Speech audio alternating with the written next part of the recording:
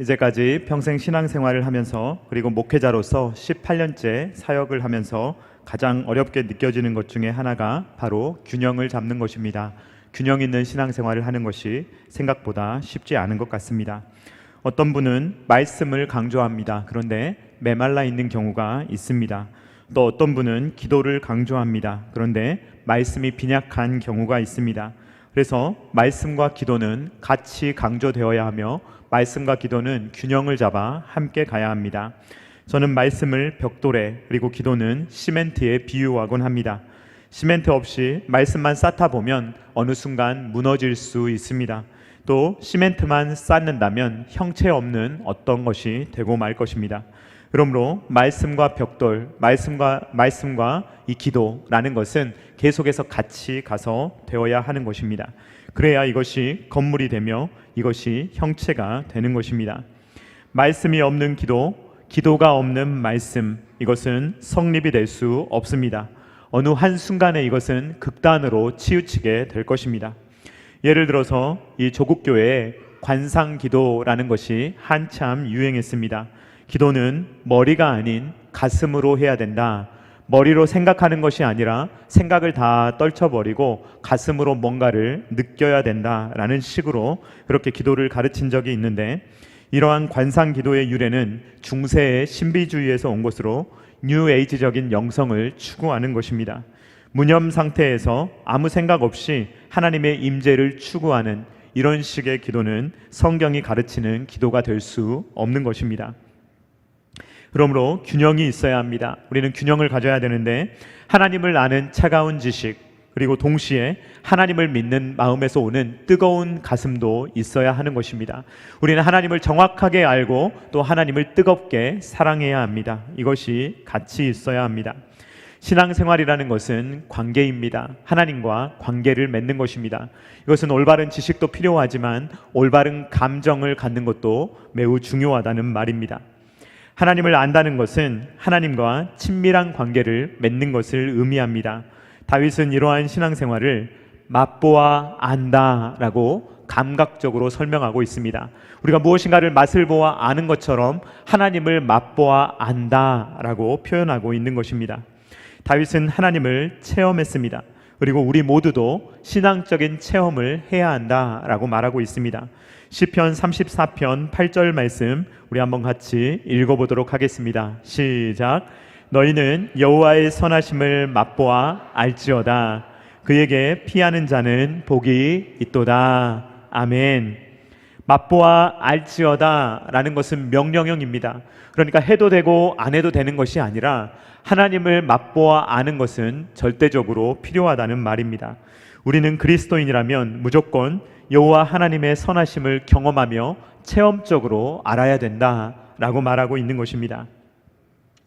다윗은 개인적으로 하나님을 체험했습니다. 하나님이 어떤 분이신지, 하나님이 얼마나 선하신 분이신지, 하나님이 자기에게 어떤 일까지 해주시는지를 다윗은 경험했습니다. 그런데 이것을 다윗은 자기 개인에서 다른 사람도 알기를 원하는 마음을 갖게 되었습니다. 다른 사람에게 알려주고 싶은 갈망을 가지게 되었다는 것입니다. 밖에서 우리가 맛있는 음식을 먹었습니다. 그 맛을 봤어요. 어떻게 설명이 좀 불가능해요. 그러면 집에 가서 어떻게 하고 싶으십니까, 여러분? 집에 가서 자랑합니까? 네, 자랑도 하지만 나중에 가족을 데리고 가고 싶은 것 아닙니까? 내가 먹었던 맛있는 음식을 우리 가족에게도 맛보고 싶게 하는 것이 우리의 마음 아니겠습니까? 마찬가지입니다. 다윗도 하나님의 선하심을 자기가 맛보았기 때문에 나만 맛보는 것이 아니라 모두가 맛보기를 바라는 마음을 다윗이 가지고 있는 것입니다. 그래서 다윗은 시편 34편 1절부터 7절까지의 말씀에서는 개인의 경험, 내가 경험한 하나님, 내가 맛본 하나님에 대해서 이야기를 하면서 이제는 이 이야기를 개인적인 이야기에서 공동체의 이야기로 확장시키고 있는 것입니다. 시편 34편 4절 말씀 우리 한번 같이 읽어보도록 하겠습니다. 시작. 내가 여호와께 간구하매 내게 응답하시고 내 모든 두려움에서 나를 건지셨도다. 아멘. 다윗은 지금 개인의 이야기를 하고 있습니다. 내가 여호와께 간구하매 내게 응답하시고 내 모든 두려움에서 나를 건지셨도다. 나에 대해서 계속해서 이야기를 하고 있습니다.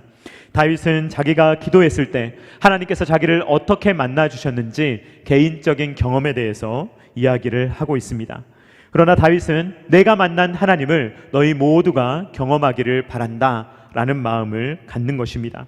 그렇기 때문에 이 시편 34편 8절은 이제 너희로 이제 이어지고 있습니다. 그리고 9절 말씀은 이제 너희 성도들이라고 말하고 있습니다. 다윗은 개인의 경험과 고백, 이것이 공동체의 경험과 고백이 되기를 원한다라고 우리에게 말하고 있는 것입니다. 시편의 주제는 우리가 영상에서 살펴보았듯이 하나님 그분이 우리의 복이시다라는 것입니다. 이 세상은 건강한 것, 명예, 그리고 물질을 갖는 것이 복이다라고 말합니다. 그러나 시편은 이러한 모든 것이 복이 아니라 하나님이 복이시다라고 말하고 있는 것입니다. 시편 전체의 서론 역할을 하는 시편 1편과 2편은 복으로 시작하여 복으로 마칩니다. 시편 1편 1절 말씀 우리 한번 같이 읽어보도록 하겠습니다. 시작. 복 있는 사람은 악인들의 꾀를 따르지 아니하며 죄인들의 길에 서지 아니하며 오만한 자들의 자리에 앉지 아니하고. 아멘. 복 있는 사람은 이라는 말은 사람의 복이란으로 해석할 수도 있습니다.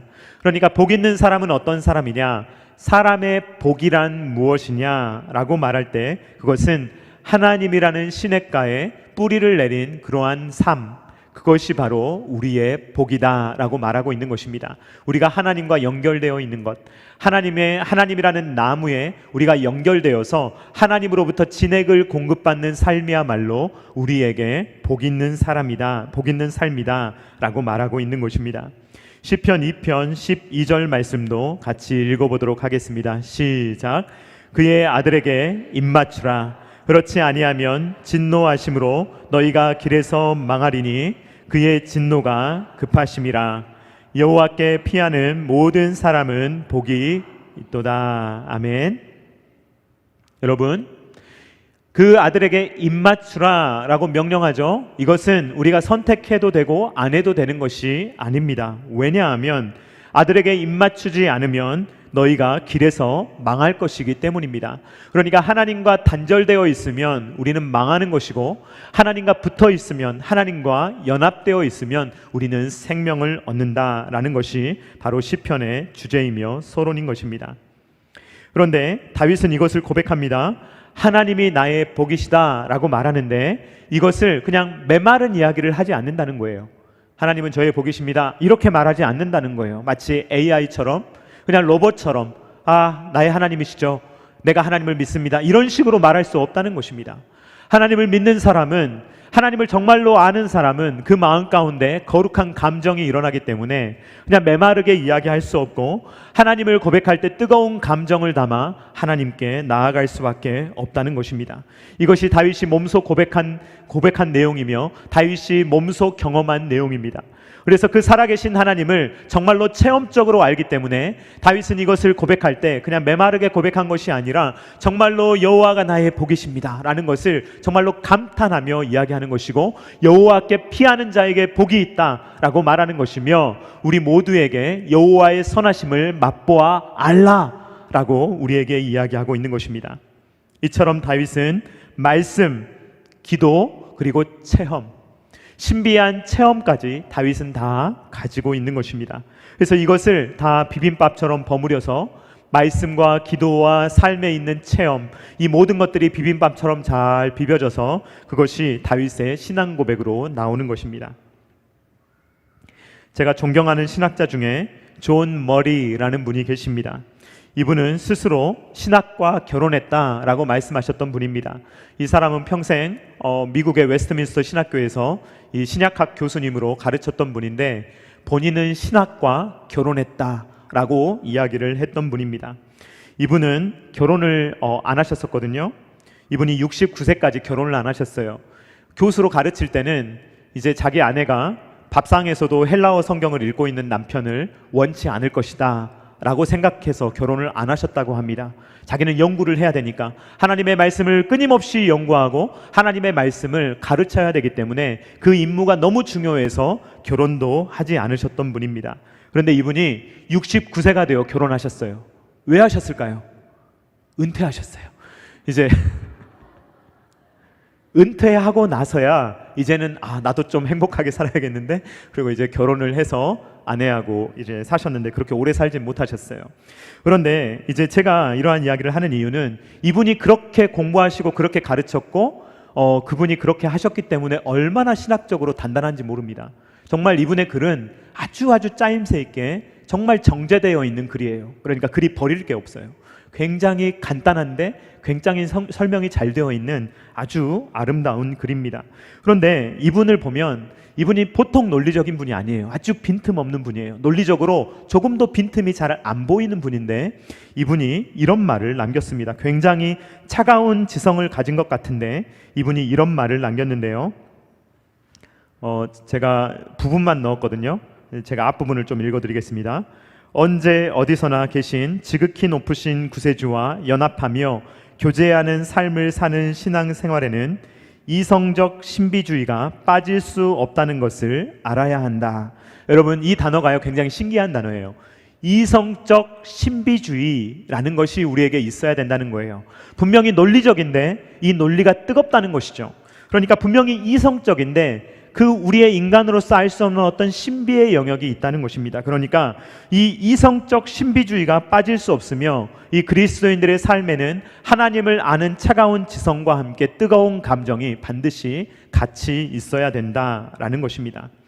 주님은 그분의 백성들과 교통하며 거룩한 백성들은 하나님을 의식적으로 사랑하며 서로 교감한다. 의식적으로 사랑하며, 그러니까 우리가 하나님을 만나는 것은요 막 정신을 잃은 상태에서 몽롱해진 상태에서 뭔가 이상한 체험을 하는 것이 아니고요, 우리가 의식적으로 분명히 무엇인가를 생각하고 또렷이 알고 있는데 거기 가운데 임하시는 하나님의 어떤 신비한 체험을 우리가 하게 된다는 것입니다. 이게 하나님과의 교감이 일어난다는 것입니다. 그 다음에 이제 제가 저기 실어 놓은 것 같은데요, 참다운 신앙생활은 금속처럼 차가운 계약 관계가 아니다. 아주 차갑게 하나님과 우리가 맺어져서 마치 이 사회에서 하듯 막 하나라도 손해보지 않기 위해서 계약 사항을 꼼꼼하게 점검해보는 그런 관계가 아니라는 거예요. 조건적으로 하나님과 누가 손해보지 않을까를 막 서로 치열하게 이렇게 생각을 하면서 조금도 손해보지 않으려면 이 문구를 이렇게 해야 되나 저렇게 해야 되나 이런 식의 계약 관계가 될 수가 없다는 것입니다. 참다운 신앙생활은 그렇게 차가운 금속과 같은 관계가 아니라 사랑하고 교통하는 열정과 온기가 느껴져야 한다. 하나님과 나누는 교감이야말로 신앙의 정수이자 정점이기 때문이다 라고 말하고 있습니다. 이걸요 다윗이 말한 걸 길게 늘어 쓰신 거예요. 여호와의 선하심을 맛보아 알라라는 말을 길게 써놓은 것일 뿐입니다. 하나님을 사랑하고 교통하고 그 열정과 온기가 마음속에서 흘러넘치는 인생, 그러한 인생을 우리는 살아가며 하나님을 우리가 지적으로도 알지만 그 하나님과 교감하는, 하나님을 만나 그 하나님과 우리의 일상생활이 이렇게 연합되어서 무엇인가 같이 교통이 일어나는 그러한 삶을 우리가 살아가야 한다라고 말하는 것입니다. 이성적 신비주의, 정말 제가 잘 표현했다라는 생각이 들어요. 이성적 신비주의가 우리의 신앙생활에 필요하구나라는 것입니다. 이것이 균형입니다. 우리는 하나님을 이성적으로 알아야 합니다. 객관적으로 알아야 돼요. 내 마음대로 아는 것이 아니라 객관적으로 하나님의 말씀이 말하는 대로 정말 철저하게 말씀을 연구하여 그 말씀대로 하나님을 알아야 하는 거예요. 그런데 가슴이 뜨겁지 않은 사람은요 이 정확한 지식을 가지고 남들을 재단해요 자꾸. 그래서 저는 아무리 유명한 목사님도 다른 목사님들 계속 정죄하시는 분들은 좀 저는 어렵다고 봐요. 마음에 사랑이 없어요. 그냥 계속 정죄만 해요. 그러서는 안 되죠. 그의 마음 가운데 아무리 옳은 지식을 가지고 있다 할지라도 그것은 메마른 지식으로 나와서는 안 되는 것입니다. 우리는 하나님을 객관적으로 알아야 하지만 동시에 하나님을 체험적으로 알고 우리는 하나님과의 깊은 교제 가운데 들어가는 체험을 할 수 있어야 하는 것입니다. 저는 기도할 때 하나님의 영광을 보여주시옵소서라는 기도를 많이 하는 편입니다. 여러분, 이게 정확하게 어떤 의미인지 우리가 알기 좀 어려울 수가 있습니다. 도대체 하나님의 영광을 본다는 것은 무엇일까? 그런데 제가 이것을 사실 제가 부임 첫 주에 여러분들 제가 부임한 첫 주에 이제 했던 설교가 있거든요. 그런데 주일 오후에 제가 이런 설교를 했었어요. 하나님의 영광을 보며 신앙생활을 하자. 제가 그런 이제 설교를 했었거든요. 요한복음 2장을 가지고. 그리고 제가 참단 게라시 교회로 담임 목사로 부임해서 올 때 주변에 있는 분들에게 기도 부탁했던 것들이 그것입니다. 제가 하나님의 영광을 평생 보는 사람, 그리고 우리 참단 게라시 교회가 하나님의 영광을 보는 교회가 되게 해달라고 기도해 주십시오라고 부탁하고 제가 왔어요. 그런데 이 말은 도대체 무슨 말입니까? 하나님의 영광을 본다는 것이 도대체 무슨 의미입니까? 우리의 몸에는요, 감각기관이 있어요. 그래서 우리의 눈은요, 보기도 하고 듣기도 하고 느끼기도 하고 맛보기도 하고 여러 가지를 감각하거든요.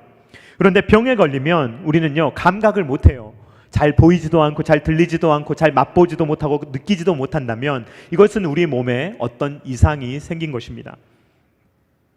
우리의 몸에 감각기관이 있는 것처럼 우리의 영혼도 감각이라는 게 있어요. 영적인 감각이 있습니다. 이것은 중생한 사람에게 일어나는 거예요. 그러니까 위로부터 태어난 사람, 다시 태어난 사람, 그러니까 하나님으로부터 말미암아 우리가 다시 새로운 피조물로 태어나게 된다면 그때부터 우리에게는요, 어떤 영적 감각이 생기는 거예요. 그러니까 이전까지는 보지 못했던 것을 이제는 영적으로 보는 거예요. 이전까지는 듣지 못했던 것을 영적으로 듣는 거예요. 이제까지 느끼지 못했던 어떤 것을 영적으로 느끼게 되는 것입니다. 이게 중생이에요. 이게 다시 태어난다는 것입니다. 우리가 다시 태어나면, 위로부터 태어나면 다시 어떤 영적 감각을 갖게 되고 그것을 가지고 하나님을 감각하는데, 이것을 다르게 표현하면 믿음이라고 할 수 있는 것입니다. 우리가 믿음으로 말미암아 하나님을 알고 하나님을 감각하며 하나님을 체험하는 것입니다. 이성적 신비주의, 이것은 그냥 신비주의가 아닙니다. 그냥 몽롱한 상태에서 어떤 신비를 체험하는 것이 아니라 우리가 하나님을 아는 정확한 지식을 근거로 하여서 하나님의 신비하심을 체험하는, 그것이 바로 이성적 신비주의입니다. 다윗은 이것을 경험했어요. 그리고 다른 사람도 이것을 경험하기를 원하는 것입니다. 다윗은 이 복이신 하나님, 이 복이신 여호와께서 자기와 함께 하시기 때문에 자기에게는 부족함이 없다라고 고백하고 있습니다. 시편 34편 9절 말씀 우리 한번 같이 읽어보도록 하겠습니다. 시작. 너희 성도들아 여호와를 경외하라. 그를 경외하는 자에게는 부족함이 없도다. 아멘. 여러분, 이 말씀을 보니까 어떤 말씀이 떠오르십니까? 복이 있도다 라는 말은 시편 1편과 2편을 떠올렸다면, 부족함이 없다는 이 9절 말씀은 시편 23편을 떠오르게 합니다. 시편 23편 1절 말씀 우리 한번 같이 읽어보도록 하겠습니다. 시작. 여호와는 나의 목자시니 내게 부족함이 없으리로다. 아멘. 아멘이십니까? 우리 옆에 분들과 한번 인사하겠습니다. 우리는 부족함이 없습니다. 네, 다시 한번 고백하겠습니다. 저는 부족한 것이 없습니다. 부족한 거 많으시죠? 부족한 거 많잖아요. 그러나 여호와 하나님이 나의 목자이시기 때문에 부족함이 없다는 고백, 이것은 영적인 고백이에요. 이게 고백되는 거예요. 하려고 하는 게 아니고요, 되는 것입니다. 다윗은요, 시편 34편 10절에서 이렇게 이야기를 해요. 한번 같이 읽어보도록 하겠습니다. 같이 읽겠습니다. 시작. 젊은 사자는 궁핍하여 줄일지라도 여호와를 찾는 자는 모든 좋은 것에 부족함이 없으리로다. 아멘. 젊은 사자는요, 아주 왕성한 사자죠. 그러니까 사자들 중에서도 늙고 힘없는 사자 말고요, 이 정글에서는 힘이 있어야 되지 않습니까? 힘이 가장 센 게 젊은 사자죠. 누구도 건드릴 수 없는 게 젊은 사자예요. 그런데 젊은 사자라고 할지라도 어떻게 해요? 굶주릴 수 있는 거예요. 왜? 사냥감을 찾지 못하면 굶주리는 것입니다. 에서를 한번 보세요. 에서는 유능한 사냥꾼 아닙니까? 에서는 아주 유능한 사냥꾼이에요. 그런데 이 에서가 뭘 못했어요? 사냥감을 발견하지 못했어요. 그러니까 굶주린 거예요. 그러니까 누구에게 속아 넘어갔어요? 야곱에게 속아 넘어간 것입니다. 아무리 힘이 세다 하더라도, 아무리 젊은 사자라 할지라도 먹잇감을 찾지 못해 굶주리는 일이 있다는 것입니다.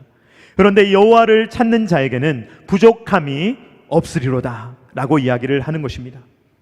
젊은 사자는요, 독립적이에요. 아주 힘이 세요. 그런데 여호와를 찾는 자, 좀 세상적인 가치관으로 보면요, 별로 독립적인 사람 같아 보이지 않잖아요. 의존적인 사람 같잖아요. 그러니까 세상 말로 하면요, 젊은 사자는요 좀 능력 있어 보이고요, 여호와를 찾는 자는 좀 능력이 없어 보이잖아요. 그런데 젊은 사자는 아무리 자기의 힘을 떵떵거리며 주장한다 하더라도 굶주릴 때가 있는데, 여호와를 의지하는 자는 부족함이 없다는 것이 다윗의 고백이며 우리의 고백인 것입니다. 왜 그렇습니까? 여호와 하나님께서 도와주시기 때문이죠. 우리가 아이들 보세요. 아무리 열심히 해도 자기 힘에는 한계가 있잖아요. 그럴 때요, 어른이 도와주면요 금방 되잖아요. 그러니까 하나님께서 우리의 모든 필요를 채우시고 도우시기 때문에 우리의 연약함에도 불구하고 모든 것이 채워지는 이러한 일을 우리가 경험하게 된다 하는 것입니다. 이럴 때 이것도 오늘 이 다윗이요, 부족함이 없으리로다 라는 것을요 그냥 메마르게 이야기하는 게 아니에요. 여호와를 믿는 사람은 부족함이 없지요. 그렇지요. 신앙인이라면 그렇게 고백해야죠. 이런 게 아니에요. 다윗은 진짜 고백한 거예요. 정말 경험한 거예요. 하나님을 믿는 자에게는 부족함이 없구나 라는 것이 감탄이 되어 이것이 고백으로, 신앙 고백으로 뜨겁게 나오는 것입니다. 그냥 신학적인 명제를 말하는 게 아니에요. 교리는요 절대로 차가운 게 아닙니다, 여러분. 성경에서 나오는 교리는 아주 뜨거운 거예요. 이것은 우리의 가슴을 막 울리는, 우리의 가슴을 막 때리는 그러한 교리입니다. 교리는 수학 공식이 아닙니다. 그냥 하나님에 의해서 구원받았구나, 은혜로 구원받았구나, 선물이구나, 이런 게 아니에요. 정말로 거기에는 뜨거운 피가 있고요, 우리의 하나님의 놀라운 능력이 있는 것입니다. 그러므로 그냥 메마르게 고백할 수 없는 내용들이에요. 다윗은 진짜 부족함이 없는 것을 경험했어요. 그리고 그것을 실제적으로 정말 부족함이 없습니다 라고 고백한 것입니다. 진짜 경험한 것을 다른 사람들이 믿어주지 않을 때 우린 답답하잖아요. 그렇죠? 예수 믿지 않는 사람들하고 이야기하다 보면 좀 답답하지 않으세요? 나 진짜인데 이 사람들 잘 못 믿잖아요. 그러면요 좀 답답해요. 아이들 막 답답해서 막 그런 거 혹시 좀 보셨어요? 막 억울할 때 막 아이들 억울하면요 막 어찌 할 바를 모르잖아요. 막 화를 못 이겨서. 예? 그런데 이런 답답함이 있어요. 진짜인데 몰라주면. 다윗은요 지금 이렇게 이야기하는 거예요. 진짜라니까요. 제가 진짜 경험했다니까요. 진짜예요. 여호와 하나님을 믿는 것은요 정말 저에게 부족함이 없어요. 여호와 때문에 저는 부족함이 없어요 라는 것을 다윗이 진짜 고백하고 있는 것입니다. 그런데 여러분, 오늘 이 시편은 어떤 상황에서 지어졌는데 다윗이 부족함이 없다라고 고백하는지 알아볼 필요가 있습니다. 시편 34편의 표제를 우리 한번 읽어보도록 하겠습니다. 같이 읽겠습니다. 다윗이 아비멜렉 앞에서 미친 채 하다가 쫓겨나서 지은 시. 자, 여러분 이제 이해가 좀 되십니까? 안 되십니까? 다윗이 여호와의 선하심을 맛보아 알라라고 말하면서 부족함이 없다라고 말했는데 어떤 상황에서 다윗이 이런 말을 한 겁니까? 이 사건은 사무엘상 21장 10절부터 15절에 나와 있는 내용입니다. 사울에게 막 쫓겼잖아요. 다윗은 사울 때문에 계속해서 쫓겨다녔잖아요. 도망자의 삶을 살았잖아요. 얼마나 피곤합니까? 아마 밥 한 번 편하게 못 먹었을 거예요. 밥을 먹더라도 혹시 사울이 나를 쫓아오지 않을까? 늘 불안한 마음. 잠을 한숨 제대로 잤겠습니까? 늘 경계하며 몸이 긴장하고 언제 죽을 줄 모르는데 무슨 편안하게 잠을 자겠습니까? 다윗은요 늘 도망자의 삶을 살고 있었어요. 그러다가 오죽했으면, 도망갈 데가 오죽 없으면 이 블레셋 땅으로 도망을 간 것입니다. 그래가지고 이 가드 왕 아기스에게 도망을 갔어요. 이 아비멜렉이라는 것은요 사람의 개인적인 이름을 말하는 것이 아니라 대통령 뭐 그런 겁니다. 그러니까 이 아비멜렉이라는 사람, 그러니까 아기스라는 이 아비멜렉에게 간 거예요. 그래서 이 사람 앞에 갔는데 이제 이 아기스 왕 앞에 신하들이 있을 거 아니에요. 그 사람들이 다윗의 과거, 다윗이 얼마나 예전에 우리를 괴롭혔고 얼마나 많은 우리의 동족들을 죽였는지를 이 주변 사람들이 상기시킨 거예요. 사무엘상 21장 11절 말씀 우리 한번 같이 읽어보도록 하겠습니다. 시작. 아기스의 신하들이 아기스에게 말하되 이는 그 땅의 왕 다윗이 아니니까 무리가 춤추며 이 사람의 일을 노래하여 이르되 사울이 죽인 자는 천천히요 다윗은 만만이로다 하지 아니하였나이까 한지라. 아멘. 아기스 왕의 신하들은요 과거에 자신들의 대적으로서 다윗이 우리를 얼마나 많이 죽였고 이 사람이 절대로 그러니까 믿어서는 안 됩니다. 이 사람은요 나쁜 사람입니다 라고 주변 사람들이 다윗에 대해서 이야기를 하는 거예요. 그러니까 다윗은요 위기에 몰리게 되었어요. 그래서 어떻게든 모면해야 되는데 죽게 생긴 거예요 지금.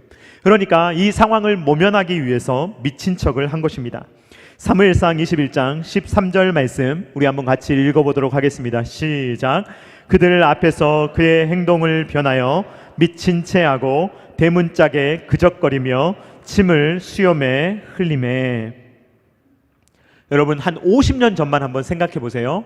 한 100년 전을 한번 상상해 보시기 바랍니다. 우리나라는요 완전 체면 문화였잖아요. 지금은 체면을 너무 우리가 놔버렸는데 예전에는 완전 체면 문화였잖아요. 그래서 체면보다 중요한 게 없었잖아요. 체면을 구기느니 죽어버리지. 이게 옛날 생각 아닙니까? 그런데 이 다윗이 살아가던 시대에도 체면이 얼마나 중요한지 몰라요. 지금 우리가 상상할 수 없을 정도로 체면이 중요한 시대예요. 그런데 그런 시대에 다윗은요 자기가 살아야 되니까 일단 살아야 되니까 미친 척을 한 거예요. 그러니까 얼마나 비참한 상황입니까? 침을 수염에 질질 흘리면서 미친 척을 하고 있는 다윗의 모습을 한번 상상해 보시기 바랍니다. 아마도 다윗의 인생 중에 다윗에게 인터뷰를 해서 다윗 언제 가장 수치스러웠습니까? 당신이 가장 힘들었던 적은 언제입니까? 라고 이야기를 한다면 제가 미친 척하며 제 침이 수염을 타고 흘러내릴 때요 라고 말할지 모릅니다. 얼마나 자존심 상하고 힘든 상황입니까? 이런 상황에서도 다윗이 고백하는 거예요. 과연 이런 상황에서 다윗이 감사할 수 있겠습니까? 찬양할 수 있겠습니까? 사실 다윗은 부족한 게 많아요. 사실은요 다윗은 지금 부족한 게 없다고 고백할 처지가 아닙니다. 부족한 것 뿐이죠 어떻게 보면. 그런데 이 다윗은요 인간의 상식으로서는 할 수 없는 일을 하는 것입니다. 이렇게 가장 밑바닥에 있는 상황, 가장 힘든 상황, 어떻게 보면 너무나도 비참한 상황 가운데 다윗은 오히려 믿음으로 감사하며 하나님을 찬양하고 있는 것을 발견하게 되는 것입니다. 시편 34편 1절 말씀 우리 한번 같이 읽어보도록 하겠습니다. 시작. 내가 여호와를 항상 송축하며 내 입술로 항상 주를 찬양하리이다. 아멘. 다윗은 무엇이라고 고백합니까? 하나님을 찬양하되 잘 될 때만 하나님을 찬양하겠다고 하는 게 아니에요. 잘 안 될 때도 어려울 때도 힘들 때도 항상 하나님을 찬양하겠습니다 라고 고백하고 있는 것입니다. 왜냐하면 하나님은 어떠한 상황에서도 다윗과 함께 하실 것이며 하나님은 어떠한 상황 가운데서도 마땅히 찬양을 받으셔야 되는 분이기 때문에 그렇습니다. 다윗은 비록 인생에 있어서 가장 공고한 상황, 가장 비참한 상황, 가장 인생에 있어서 밑바닥이라고 할 수 있는 그러한 상황 가운데 있지만 여전히 다윗은 하나님을 떠나지 않고 하나님이라는 그 시냇가에 뿌리를 내리며 하나님을 믿으며 신뢰하며 여호와 하나님께서 여전히 나의 목자이시다라고 고백하며 여전히 여호와의 율법을 즐거워하며 그것을 묵상하며 악인의 자리에 절대로 가지 않고 있는 것입니다. 다윗에게 있어서요 복이 하나님이어서 그래요. 환경이 아니라 지금 나에게 일어나는 어떠한 삶의 환경이 나에게 복이다 라고 고백하는 게 아니라 하나님이 나의 복이다 라는 것을 다윗이 고백하기 때문에 이럴 수 있는 거예요. 지금 환경은 최악이에요. 그러니까 환경으로 따지면 다윗은 복을 받은 사람이 아니에요. 그러니까 주변에서 놀리는 거예요. 너의 하나님은 도대체 어디 있냐? 네가 하나님을 믿는다면 도대체 그 하나님은 어디 계시냐? 살아는 계시냐? 라고 이야기하면서 다윗을 막 능멸할 때 다윗에게는요 이 환경이 복이 아니라 하나님이 복이거든요. 그러니까 다윗은 여전히 하나님을 찬양하며 아무리 힘든 상황에서도 하나님을 높이며 여전히 나는 하나님께 매달려 있고 여전히 나는 하나님이라는 시냇가에 있으며 여전히 하나님께서 주시는 그러한 은혜를 공급받고 있다 라고 다윗은 이야기하고 있는 것입니다. 그러므로 다윗에게는 부족함이 없다라고 말하는 것입니다. 다윗은 그리고 의인은 결국 성공할 것이다, 악인은 결국 망할 것이다, 이것을 알고 있었습니다. 시편 34편 21절 말씀 같이 읽어보도록 하겠습니다. 시작.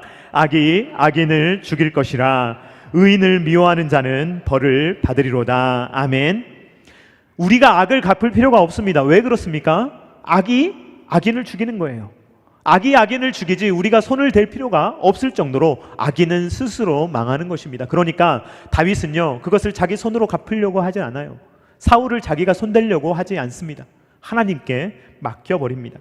그리고 다윗은 의인이기에 자기는 하나님과 함께 있기 때문에, 하나님과 붙어 있기 때문에, 하나님이 자신의 목자가 되시기 때문에 다윗은 자기를 구원해 주실 것을 확신합니다.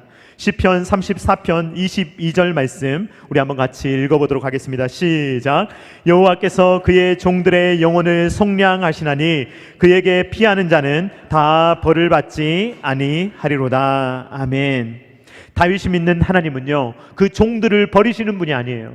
다윗이 믿는 하나님은 그 종들을 붙드시는 분이며 그 종들을 반드시 구원해 내시고야 마시는 분인 것입니다. 여호와께 피하는 사람에게 벌을 주지 아니하시며 복이 되어 주시는 분이 다윗이 믿는, 체험한, 다윗이 경험한 하나님인 것입니다.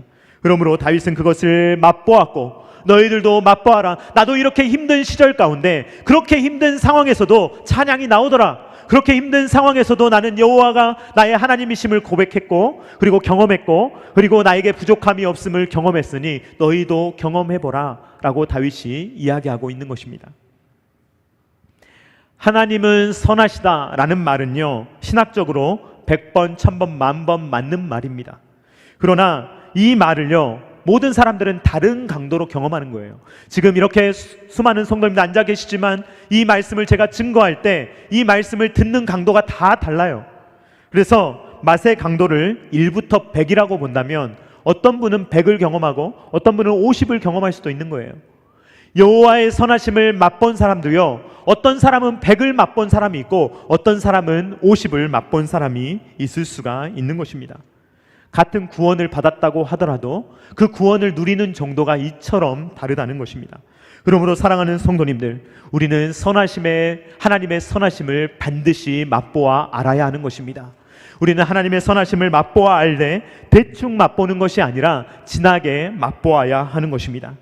다윗은요, 모세오경을 읽으면서 하나님의 말씀이 송이꿀보다 달다고 고백했거든요. 어떤 분들은 이런 말씀을 이해를 못해요. 어떻게 모세오경이 그렇게 재미있을 수가 있느냐, 그렇게 따분한데, 그런데 어떻게 그러한 것을 느낄 수 있느냐 하는데도 다윗은요, 막 송이꿀보다 달다고 고백을 하는 거예요. 이것은 맛본 사람이 말할 수 있는 것입니다. 경험해본 사람만이 말할 수 있는 것입니다. 이성적 신비주의. 사랑하는 성도님들, 하나님을 아시기를 주님의 이름으로 축원드립니다. 하나님을 경험하시기를 주님의 이름으로 축원드립니다. 두 가지가 결합되어야 합니다. 한쪽만 추구해서는 안 됩니다. 하나님을 정확하게 알되 하나님을 뜨겁게 알아야 합니다. 절대로 메마른 마음으로, 금속 같은 마음으로 하나님 앞에 나와서는 안 되며, 우리는 뜨거운 마음으로, 올바른 마음으로 하나님 앞에 나와야 하는 것입니다. 말씀을 많이 읽으시기 바랍니다. 말씀을 공부하시기 바랍니다. 기도 많이 하시기 바랍니다. 뜨겁게 기도하시기 바랍니다. 어떤 때는 조용히 기도해야 되지만요, 막 금요일 같은 때는 와서 좀 막 부르짖으세요. 막 와서 부르짖으세요. 언제 부르짖으시겠어요? 금요일 날 와서 부르짖으십시오. 그래서 정말 하나님을 체험하십시오. 살아계신 하나님을 체험하고 우리의 기도를 들으시며 응답하시며 우리의 작은 신음에도 응답하시는 하나님을 정말로 경험하실 수 있기를 주님의 이름으로 축원드립니다. 하나님과의 교제, 이것이 냉정하게 이루어지는 것이 아니라 더욱더 뜨거운 온기로 경험되는 그러한 삶을 살아가며 하나님의 선하심을 여러분들이 맛볼 뿐만 아니라 주변의 수많은 사람들에게 하나님의 선하심을 맛보아 알라라고 말하며 살아갈 수 있는 저와 사랑하는 성도님들 다 되실 수 있기를 주님의 이름으로 축원드립니다. 우리 같이 찬양하도록 하겠습니다. 찬송가 453장입니다. 우리 예수님을 더 알기 원하고 예수님을 더 맛보기를 원합니다 라는 고백을 담아서 우리 같이 찬양하도록 하겠습니다.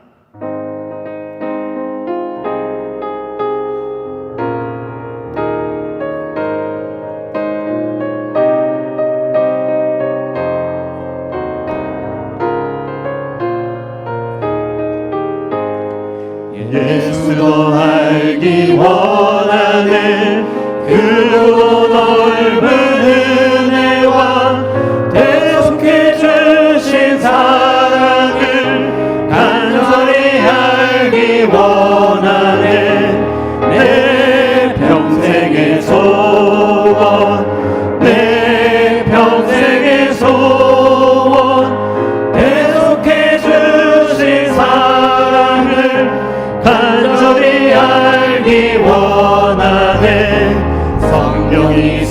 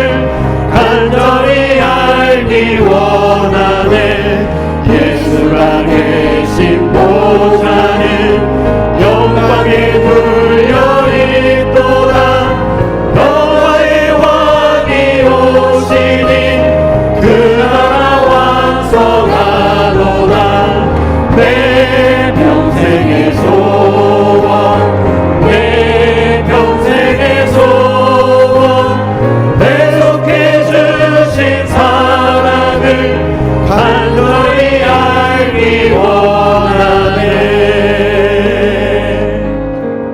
이 시간에 잠깐 조용히 우리 기도하겠습니다. 이 시간에 기도할 때 주님의 선하심을 맛보며 살 수 있도록, 또 주님 더 알기를, 주님 사랑하기를 정말 갈망하며 마치 목마른 사슴이 시냇가를 찾듯이 정말 주님이라는 시냇가만 구하며 주님이라는 시냇가에 머물며 살아갈 수 있도록 주님 평생에 우리 가운데 풍성함을 더해달라고 잠깐 조용히 묵상으로 기도하겠습니다.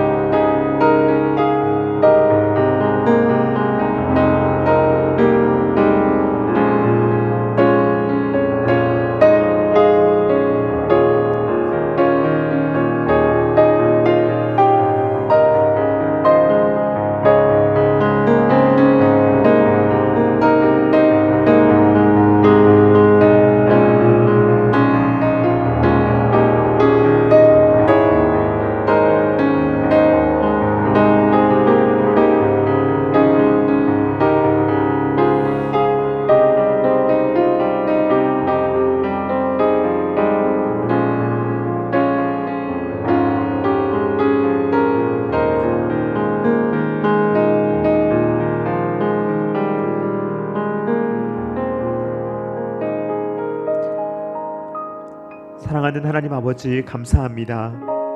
주님을 알게 하시고 주님을 맛보며 살아갈 수 있도록 인도해 주시니 감사를 드립니다.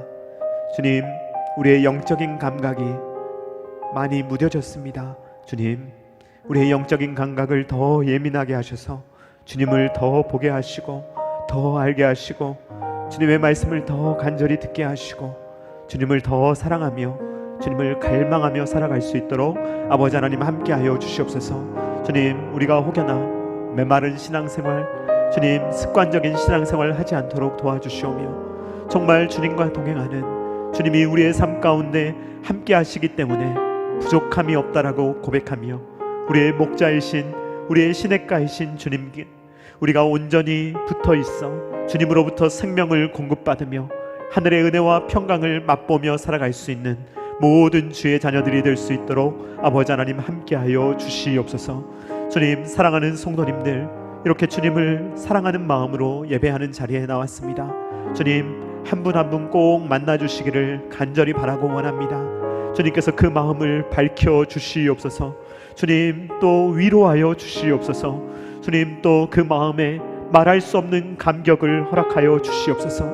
그래서 주님, 이 신앙생활이 정말로 다른 이 세상의 어떠한 즐거움보다 크다는 것을 고백하며 정말로 하나님을 기뻐하며 살아갈 수 있는 우리 모두가 될 수 있도록 아버지 하나님 은혜를 더하여 주시옵소서. 이제는 우리 구주 예수 그리스도의 십자가의 무한하신 은혜와 독생자 아들을 아낌없이 내어주신 성부 하나님의 사랑하심과 성령 하나님의 감동 감화 역사 교통하심이 여호와의 선하심을 맛보아 알며 주님과 늘 뜨겁게 교제하며 살아가기를 원하는 사랑하는 모든 주의 자녀들의 머리 위에와 각 가정과 주님께서 피로 값주고 사신 첨단 계라시교회 위에와 조국과 세계 열방 가운데 영원토록 함께 있기를 간절히 축원하옵나이다. 아멘.